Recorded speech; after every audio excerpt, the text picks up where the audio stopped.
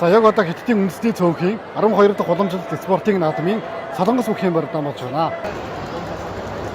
Солонгос бүхийн барилдааныг ширэм гэдэг. За барьцаа тавьж болохгүй. Барьцаа алдвал торгуул өгнө. 3 удаа барьцаа алдвал ялагдана. Өвдөг сөгдвөл унана.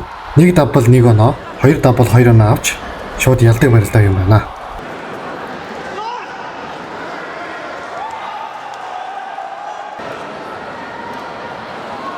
Энэхүү барилдаанд Өвөр Монголын багаас 87 кг Улзыбаатар барилдаж байна. Улзыбаатарын хувьд Өвөр Монгол бүхийн олон улсын барилдааны алтан бүсийн эзэн юм а.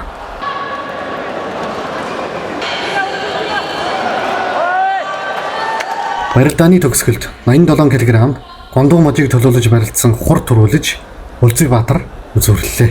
За ингээд юун төрөнд та энэ хүүхд рүү барилж ирсэн үү?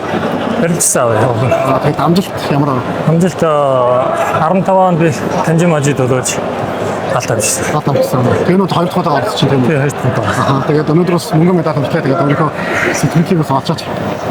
За олон жил тамирч явлаа. Гадар мож орны төлөөлөл алт мөнгө авчихлаа. Тануудаа 4 жилд нэг болох цогонд одомжтой энэ явж байна. Өвөр Монголын төлөөлж байсан маш их баяртай байна. Анх удаа Өвөр Монголын төлөөлж. Анх удаа Өвөр Монголын төлөөлж. Тэгээд мөнгө медаль авлаа. Баяртай байна. Тэгээд алт авчихсан буудлаарай. За цаанаас цаашдын барилдааны өндөр амжилтыг хүсье. За баярлалаа. За баярлалаа.